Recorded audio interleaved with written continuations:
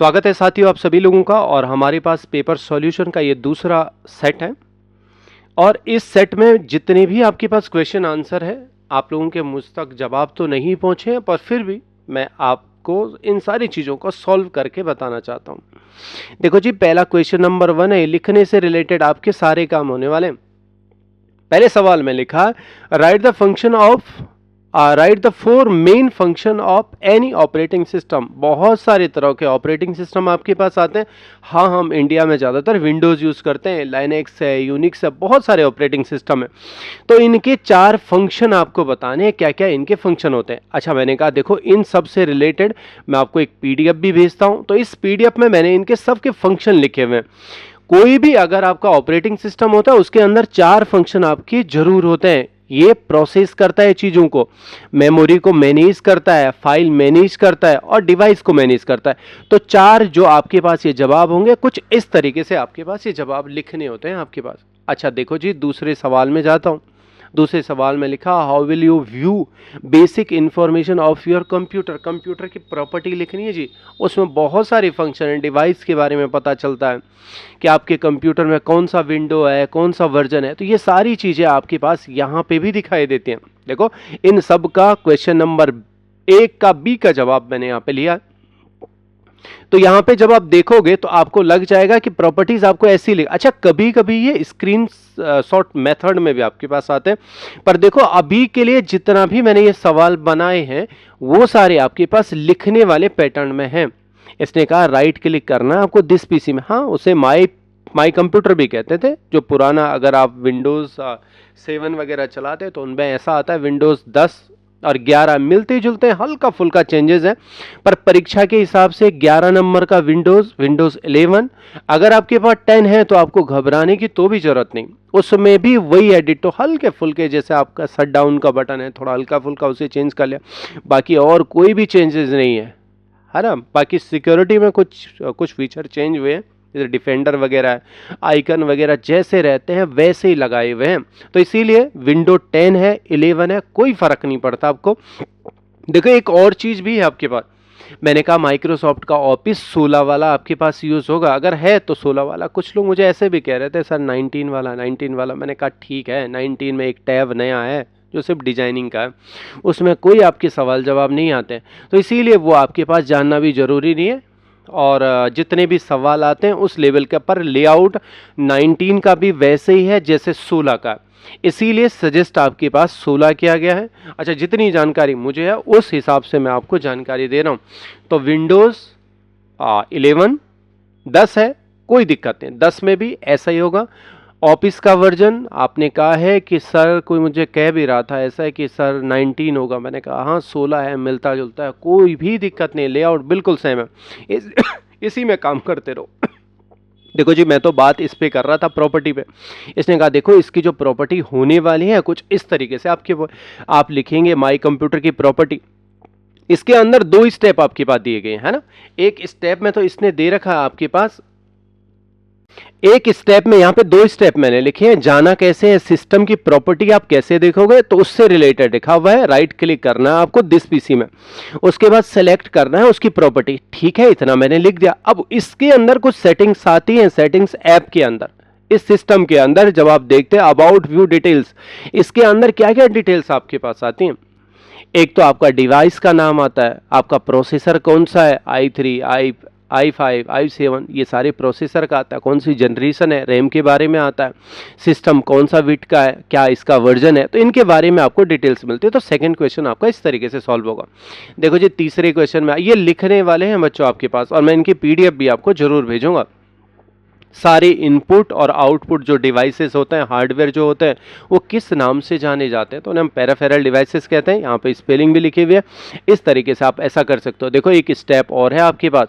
अच्छा, ये डिस्प्ले की सेटिंग से रिलेटेड है। यहाँ पे आया right the step of change the display setting of monitor of your computer. आपके कंप्यूटर की जो डिस्प्ले की सेटिंग है वो कैसे बदली जाएगी, तो ये स्टेप आप याद रखना। ओपन डिस्प्ले सेटिंग, आप चीज़ों को व्यवस्थित भी कर रहे हैं, आपको इसमें क्या क्या चीज़ें आपके पास आते हैं, मल्टीपल डिस्प्ले का ऑप्शन भी आ जाता है, आप यहाँ से चीज़ों को। अच्छा, इनमें सबसे बड़ा बेनिफिट ये हो जाता है, ये सारी चीज़ें हमें दिखती भी हैं, है ना। जैसा आपके पास दिस पीसी की प्रॉपर्टी, तो वो जाएंगे, अगर जनरली आप देखना चाहते हो कैसे स्टेप लेंगे तो यहाँ से भी पता चल जाता है। आप दिस पीसी में गए, राइट क्लिक करेंगे तो इसकी प्रॉपर्टी में चले गए, तो इसकी प्रॉपर्टीज यहाँ पे आपको दिखनी शुरू हो गई।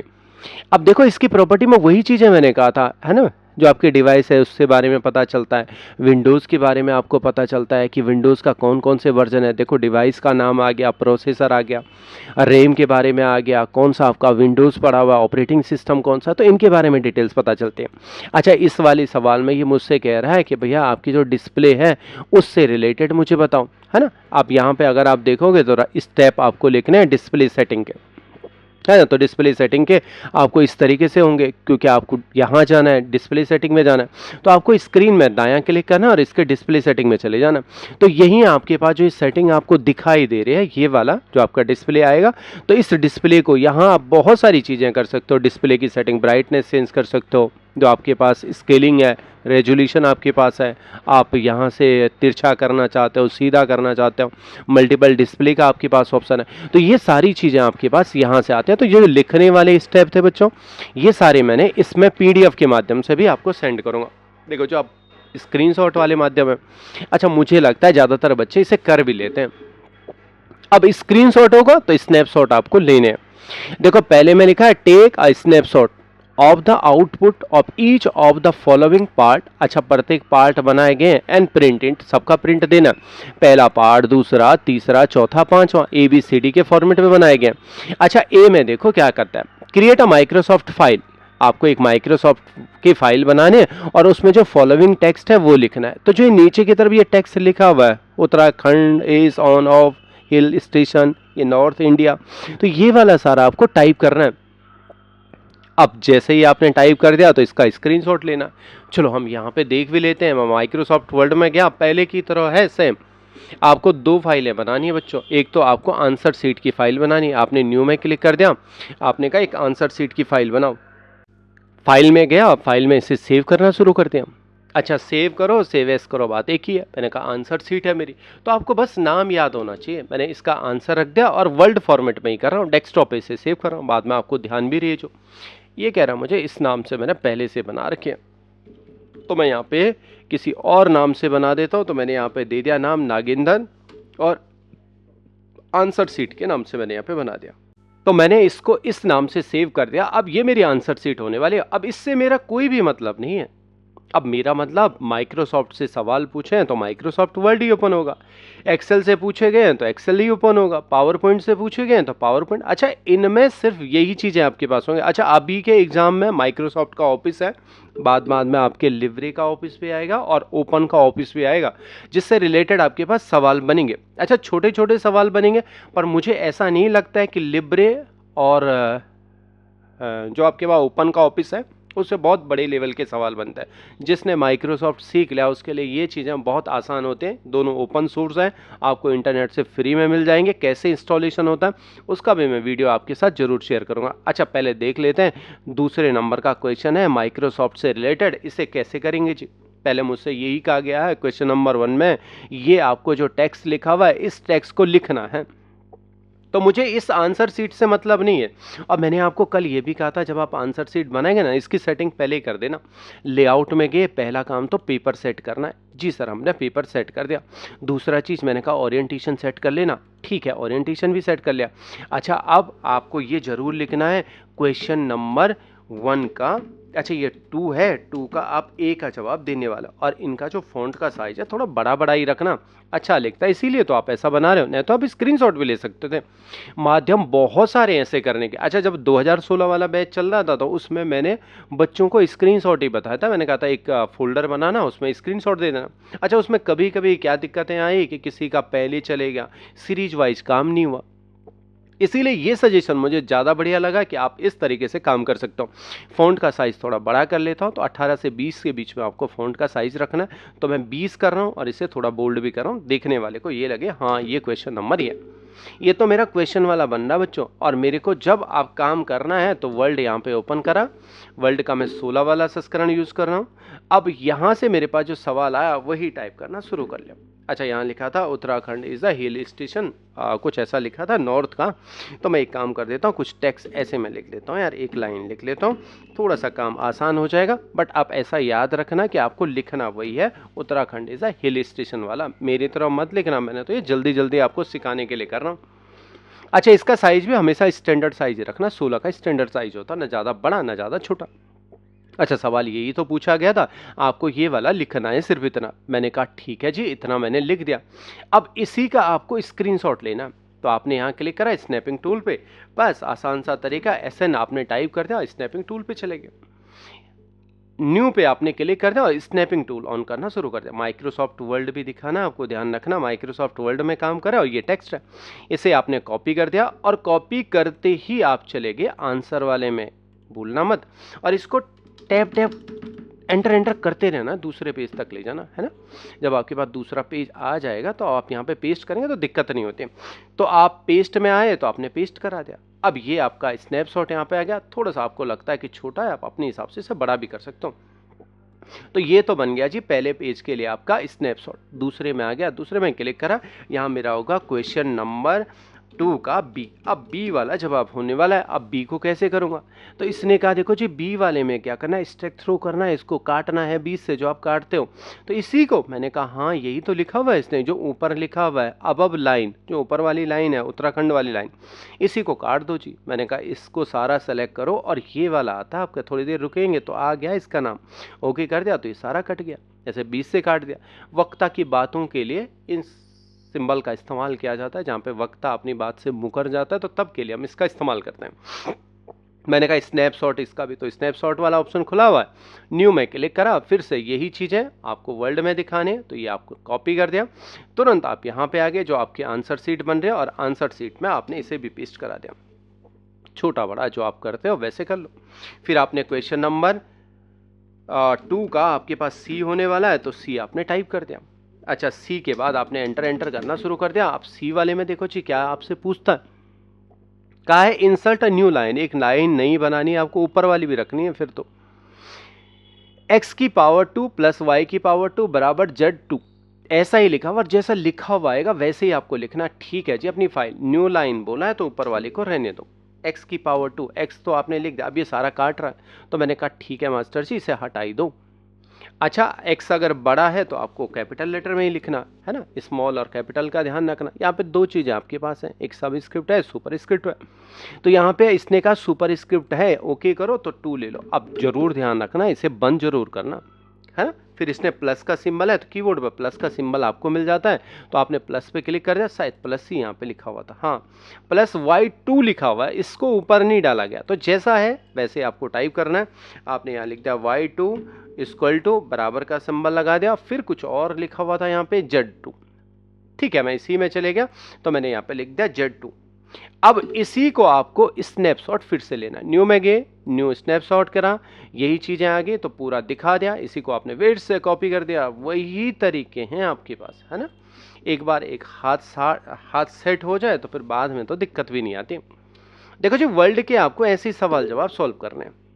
अब ये मुझसे कह रहा है तीसरे में insert Uttarakhand as header, header में लिखना है। अच्छा, बच्चे कुछ गलतियां भी कर देते हैं। हेडर होता है ऊपर वाला सर वाला एरिया, फुटर कहते हैं पेज के नीचे वाले एरिया को, फुटर हो गया। अच्छा, इसने कहा हेडर में लिखना क्या है, उत्तराखंड लिखना है जी हेडर में। मैंने कहा ठीक है लिख दो।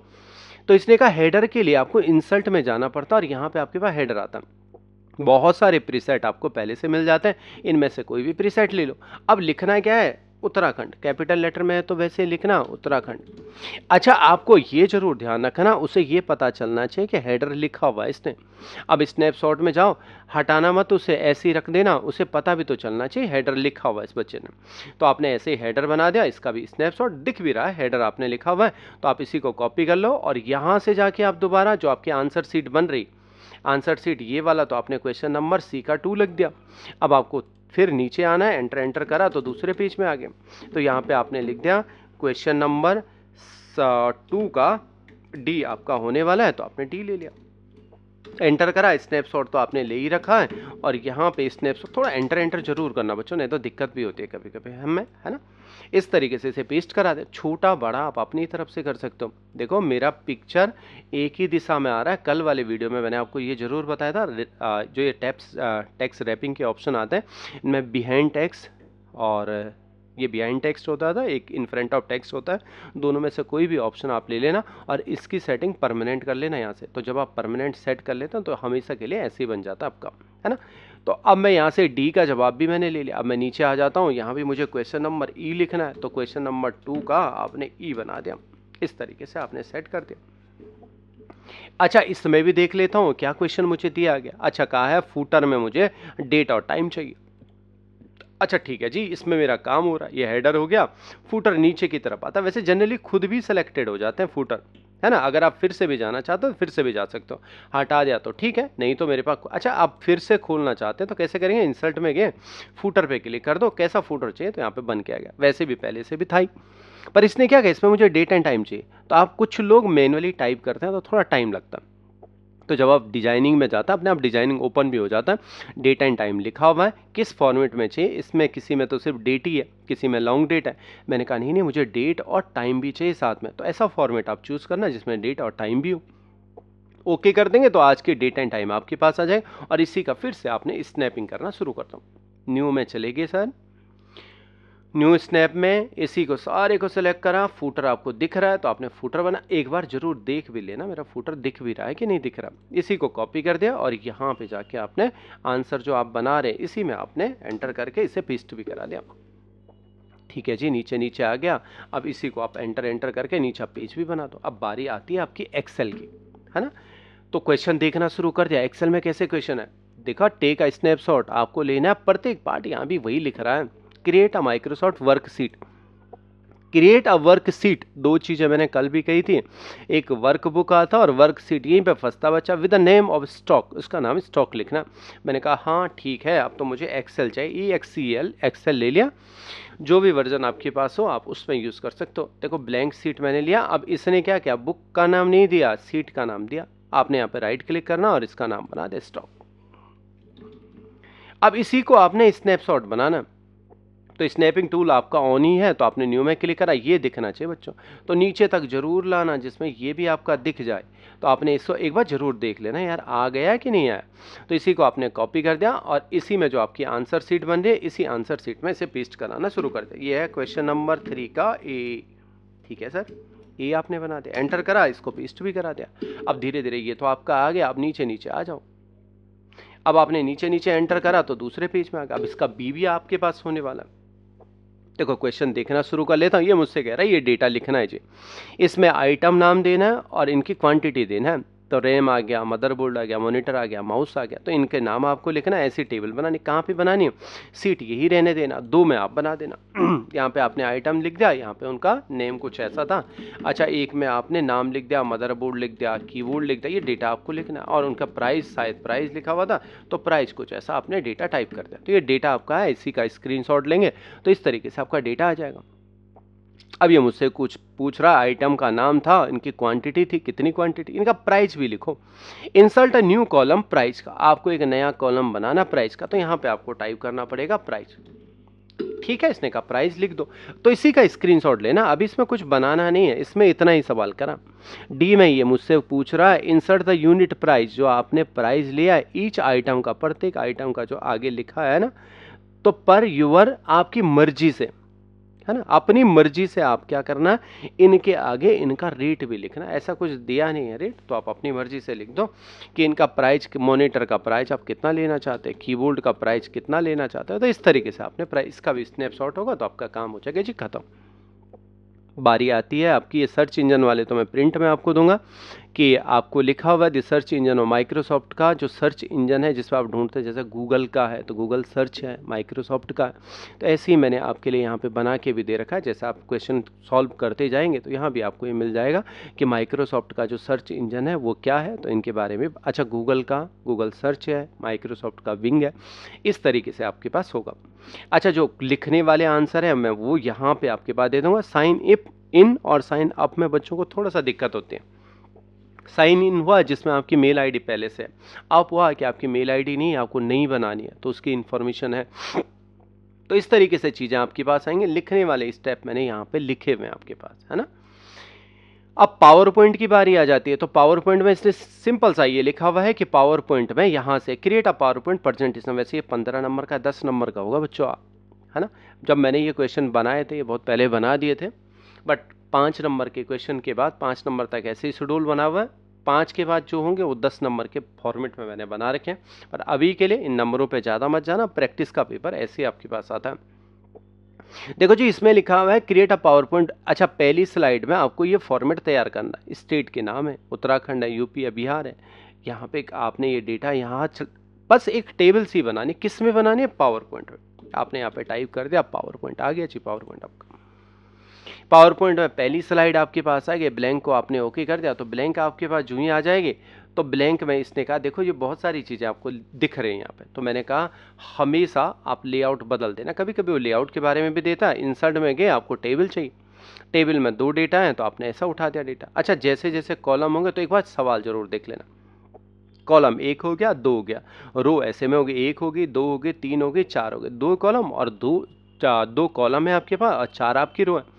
तो यही पावर पॉइंट में गए, आपने टेबल में करा तो 2 कॉलम हो गए और 1 2 3 4 आपके पास रो गए, बना दिया। डेटा चढ़ाना ही है ना। स्टेट आपने लिख दिया, स्टेट ये हो गया, और कुछ प्रोडक्ट या कुछ ऐसे लिखा हुआ था, उत्तराखंड लिख दिया, यूपी लिखा हुआ था और बिहार लिखा हुआ था, उनके ऐसी चीज, इसी का स्नैपशॉट दे दिया इसने। अब इसके बाद इसने कहा है कि insert the cluster column chart, जो ये डेटा आपने बनाया उसका क्लस्टर चार्ट बनाना जी। अच्छा, ये क्लस्टर चार्ट हुए क्या है, तो कॉलम ही चार्ट है आपके पास। जो डेटा आपके पास बनेगा, इस देखो इस डेटा का तो नहीं हो सकता, न्यू में आपको जाना पड़ेगा, और इंसर्ट में जब आप जाते हैं तो यहाँ पे आपके पास चार्ट का ऑप्शन मिलता है। तो चार्ट में आपके पास कॉलम है, क्लस्टर चार्ट लिखा हुआ है, ओके कर देंगे तो इसके लिए अपने आप टेबल आ जाते हैं, तो वही डेटा आपको यहाँ चढ़ाना। अब बच्चे यहाँ पे डेटा चढ़ाने में दिक्कत करते हैं, देखो थोड़ा ध्यान से देखना, जैसे जैसे वो राज्य वगैरह सब कुछ लिखे हुए थे वैसे आपको लिखना। जैसे आपने यहाँ की तरफ लिख दिया उत्तराखंड, अच्छा दूसरे में लिखा हुआ था आपका यूपी और तीसरे में लिखा था बिहार। अच्छा इस तरीके, अच्छा मैंने कहा यार मेरे पास तो 3 ही थे, ये तो ज़्यादा आ गया। तो यहाँ पे एक छोटा सा प्लगइन है, इस पर आप जाएंगे तो ऊपर की तरफ खींच लो, अब डेटा में वो नहीं आएगा और ये सारी चीज़ें भी नहीं है, तो इसको भी आप यहाँ तक कर सकते हो। तो जैसे जैसे प्रोडक्ट लिखे हुए हैं तो ऐसे आप लिख सकते हो। यहाँ पे हो सकता है 1000 लिखा हो, यहाँ 2000 लिखा हो, यहाँ 3000 है, तो इतना ही डेटा आपके पास आएगा। और जब ये हो जाएगा तो इसको आप हटा दो, ये आपका क्लस्टर चार्ट हो गया, इसी का स्नैपशॉट आपको देना। अच्छा, इसके बाद लिखा हुआ है फाइंड करना है टोटल प्रोडक्ट, तो इनका सबका टोटल कर देना। अच्छा, इसमें जो पावर पॉइंट में ऐसे फॉर्मूले तो आते नहीं बच्चों, तो नई स्लाइड आपको बनानी है। यही जो डेटा था, जो आपने डेटा करा, इसी को कॉपी कर दो, इसमें डाल के पेस्ट करा दो। सॉरी, ये जो आपके पास फाइल बनी हुई थी यही डेटा है, आप इस पर क्लिक करके इसको कॉपी कर दो और इसमें जाके इसे पेस्ट करा दो। अब यहाँ पे ये आ गया, तो इसके नीचे एक और कॉलम बना देना और यहाँ पे लिख देना टोटल, TOTL टोटल। अब जितना भी आपका टोटल बना होगा, है ना, जो ऊपर के आपके आ रखे हैं, किसी में आपने 1000 लिखा है, 2000 लिखा है, तो उसके आगे मैनुअली टाइप करना है ना, इसमें कोई फॉर्मूला तो आता नहीं है आपका। तो इस तरीके से आपके ये सारे सवाल हो जाते हैं, मेथड यही रखना। और जब आपका ये पूरा स्क्रीनशॉट भर गया है इसमें, तो इसको अब आपको बाद में सेव करना। फाइल में गए, सेव एस में गए, कहाँ रखना है ये जरूर ध्यान रखना, डेस्कटॉप में करना जिससे पता चल जाए, अपना नाम देख लेना और इसी को आप क्या करना, PDF मेथड में सेव करना। जब सेव कर दोगे तो आपको आइडिया मिल जाता है कैसे सेव हुआ। तो जब प्रिंट की बारी आ जाएगी तो ऐसा नहीं होगा एक एक करके प्रिंट होगा, वो कहेंगे आपसे यार ये प्रिंट दे दो आप, तो एक एक करके आप देख लेना एक बार। क्वेश्चन नंबर 1 का मैंने कर रखा है सही, सारा काम आपका ऐसे सीक्वेंस में आ गया। जब आप प्रिंट दोगे ना तो एक साथ ही आपका सारा ही काम आ जाएगा।